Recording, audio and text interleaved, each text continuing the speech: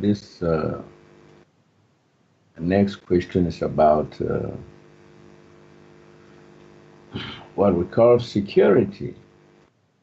You are living in one of the most, let me put it in quotes, secure nations on earth, if not the most secure. When you compare it with some other countries uh, which have great insecurity to the extent that governments give their citizens travel guides and warnings of where to go or not to go. Now, from the point of view of the real awareness, what would you say about the security or lack of it uh, that we find around the world? Well, young man, seeing as that you brought up the animal idea, so let's ask the birds. Okay. All right. Do we have a travel guide for the birds? It's like you don't want to fly here, but you want to fly over there. All right. Can you get them to figure that out? Do you know bird language? No. So, what is security really? Okay, that's so funny. I'm just wondering if maybe Val would know this.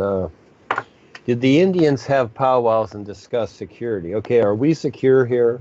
It's like, hey guys, we're out in the wilderness, out in the open. Anything can happen. Where's our security? Do you think they discussed that? Or did they see it another way? Wow, look, we're out in the wilderness, out in the open. Oh, this is great. You know, it's all open, endless. It's like we're free, you see. So again, it just depends upon your point of view. What is security? Yes, you can lock yourself in your house and think, oh, I'm secure. No one can get me. Well, I see security, the idea of security, as some kind of confinement, and that it's a marketed idea. So yes, maybe things, it's give and take here in the United States. Of course, you got a lot of police beatings. You just got to stay away from the police, all right? But people can think, okay, well, the United States is secure, this or that. Well, we have more microwaves here than anybody else. Where's the security in that? You're going to be doused here. I'd rather be out there in Africa somewhere, in the wilderness, taking my chances with that, instead of living in a microwave city where I'm doused and going to get brain tumors and everything else. So pick your poison, you might say. So again, it's a false security, isn't it? Especially when it's marketed. And we have security systems here. People sign up $30, $50 a month, and you put a little sign in your front yard, and then, if something happens, you can call them, and they call the police or whatever. That's the whole idea, so that you're secure. So in case somebody robs you of the stuff that in your house, all that stuff that you bought that you don't need, in case someone wants to steal that, etc. So again, what does that really mean? You see, and the animals in nature, are they looking for security? No, they're just they're looking for what makes sense with the natural environment, and to be left alone, basically from the people that bother them or other predators, etc. But some do in their own way. Yes, they look to be secure in some way, but for the most part, that's not even a consideration. These are things that have been marketed to us. And just like when you use your credit card online, this is a secure system. Well, even though everybody knows about it and knows your social security number and everything else, this is a secure system. There's no such thing. There's no such thing at all. So again, it's false security, isn't it? Anything that's marketed to us. And so it is a mind-controlled device to where you think that you're secure by those that are securing you. Does that make sense? To a lot of people, it does.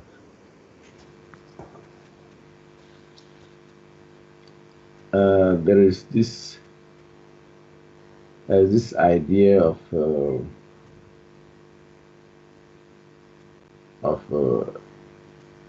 truthfulness in the social milieu.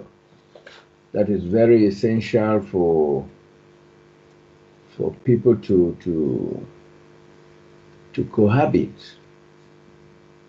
And it says people think that truthfulness in life not only serves oneself but also serves others. And I think this is a demand of the social environment, and I think life in general. But I want to ask, could it be okay for one to tell lies if the intent is for the greater good, for oneself and for others too? Charles, you can do whatever you want, but help me out here. Give me an example of truth or truthfulness. Give me one example. Yeah, just one. Well, I would say you'll approach this idea of truth from the various. It depends on what you're talking about, you know. It depends on what you're discussing. Okay, the truth mostly that people talk about is some kind of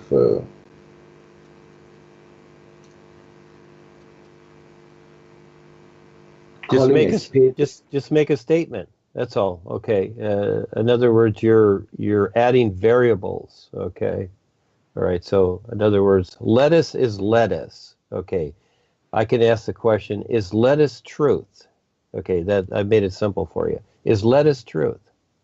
You know, lettuce, the stuff you eat, the little greens. Is lettuce truth? Uh, is what? Okay. How about this? Cabbage or broccoli or carrots, are they truth? They're not truth. But you Why can say, not? Why not? Why can't they be truth? What makes them not true?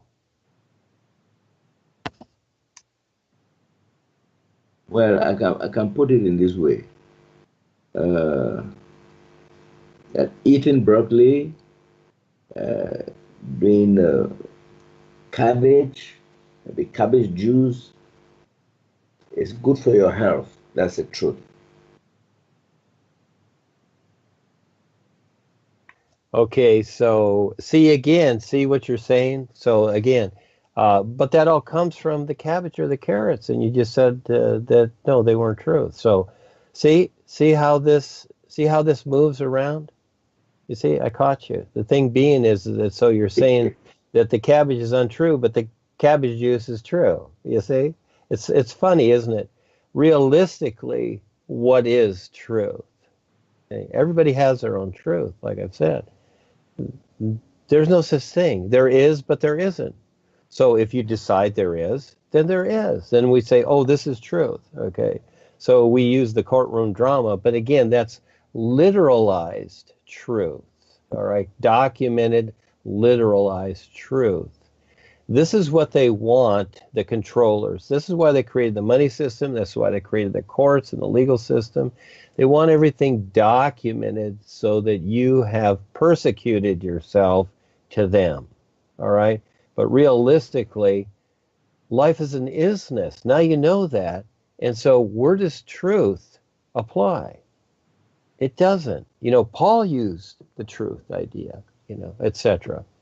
And so, yes, when you have the truth idea, you also have the supposed opposite, which is, well, if you're not telling the truth, you must be lying to me. You see, you know, that's a little brutal. I don't use the word lying, okay? I use misrepresentation or deception or whatever. But lying to me, the word lying, oh, you're lying. You're lying to me. You've been lying to me. That's like a big hammer, you know? It's like kind of like the word of the idea of responsibility. It's your responsibility to do this.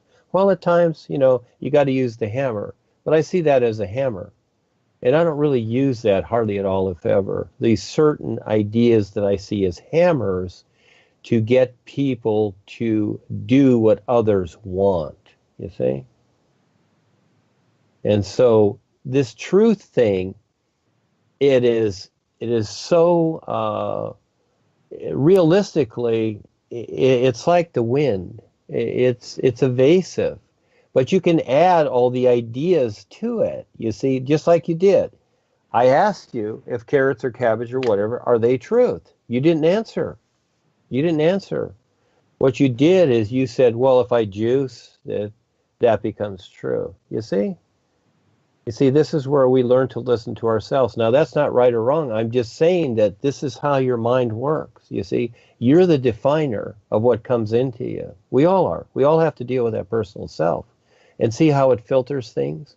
So it starts to associate or reference. It creates its own reference library. Just like when you go into the library, there's a reference section referring you to what's in the library already. Okay, you can go and hunt, but many times you go to the reference section. It's like, oh, I want to find this book or this idea, whatever. And so to see the same thing, see how we, see, you really can't define it. What is truth? This idea that's thrown around all the time, and really for the most part, like love, it's a marketable thing to control others. See, and this is what they expect. This is what the legal system expects from people, just like what we're going through at the college. This is why I like going through this adventure and putting the kids through it, because again, this is a course for them to wake up, to see what's really going on in this world, and not just to glaze over, but to listen to every word that these people imply. And now, especially Val and Kelsey, they're seeing that, hey, there's more going on here than what they're trying to promote, etc. There's a lot more going on here. And you see the fallacy of the systems itself. We don't need these systems. Like I said, we don't need the Skype and all that. We don't need these things, because the isness life is awesome, but who will, take the time to recognize that? That's the best part. That's the best part that goes right to your heart, more so than any so-called made-up truth. You see? Yeah. I like to use the idea, what makes sense? Okay. Does it make sense? Is that truth that they're talking about? And, when Val is there confronting the deans or whatever, they're supposedly speaking their truth or what they know as truth. Is it? Is it any kind of truth at all? What does it relate to? Does it make sense? No, he's seeing that all of a sudden, hey, this stuff does not make sense. And what they've alleged in these investigations, etc. So everybody has their own truth. If you want it to be true, it's true. If you want it to be false, it's false. If you want it to be a lie, whatever it is. But really, the isness is better, like the sun shining. Is there truth there? Is there belief? Is there happiness? No.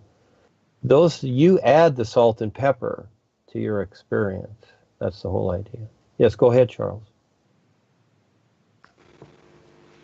Okay. So what is truth, Charles? From all of that, what did you figure out? Cabbage juice is not truth, is it? It's close. It's like second place, but it's not quite it, is it? Yeah, it's a very tricky question, and we realize that what you just concluded, that about truth, everyone has his own truth depending on the circumstances and or situation or what he's talking about. You see, and there is no standard definition of truth, but for the reason of social cohesion, some things, statements, or when I say laws, have been codified, put in a book. That is the truth that people must live by. You see, that is legislated truth, as we've said, and we can say that truth is something relative to the individual. Everyone has their own truth, and there's no actually no standard definition of what truth is. And like you said in one of the Skypes, truth is belongs to the people are in search of truth in the physical and psychic worlds in creation, and beyond beyond creation, in the real universes, everything just is. So there's no quest for truth. There's no search for truth. Everything becomes evident. So I don't know. Yes, you do know, and you will know. But again, it's again, I like what makes sense, and things are self-evident. They are. It's just that you have to take the time to recognize that. In other words, just like a little child playing with blocks that have ABC on them when we were young, the child is playing with the blocks, and it's self-evident, but the individual has to recognize that, don't they? It's right in front of them. They have to recognize that. And so this is what I like about, as I wrote the adventures and as I was going through my recognition of this to make better choices, to bring it out and create better references, compared to enlightenment and all these things, evolving and all these things that we have known, which really, when I brought out becoming more aware, all right? And so, Paul referred to the truth idea lots of times. What is truth? What isn't? And again, realistically, he didn't really define it. He was using what he had created as his truth and representing and referencing to the true reality for that time. He was using that, and that was his truth for that. And Paul made the statement, there is no truth greater than a lie if a lie is what you wish to believe. So again, see, we're into the opposites there, aren't we? Yeah. And just like what the supposed statement of Jesus, whatsoever man believeth, so be it.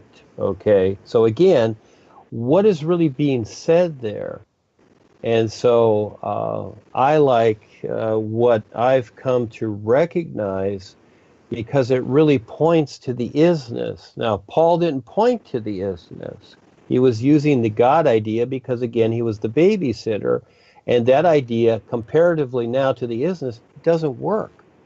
It doesn't work at all. It was sustainable for the while.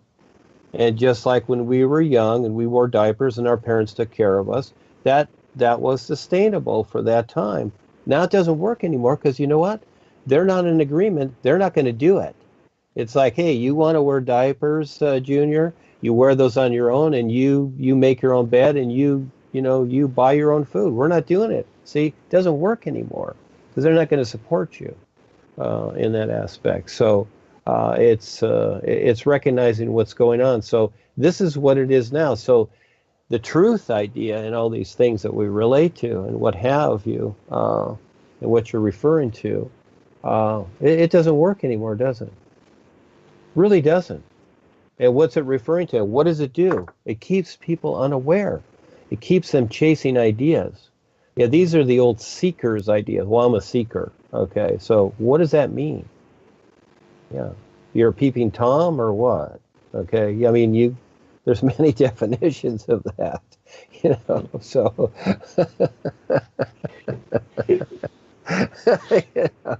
I can make up anything, with these things. So it's become more defined according to the isness. You need that recognition of that reality as a reference. Otherwise, you're just creating and chasing ideas. Otherwise, everything that I've created as a reference really has no meaning because it just recirculates. It just adds more stuff to creation. And what good is it if it doesn't reference the true reality life is? And it only gets better. It's amazing. What I've touched upon, this is just the first step. This is nothing compared to, what will become continuously real in each moment. Now, now, now, now. I see past all this, you might say. I see more than this, always available. But to bring it into a particular, and does it make sense?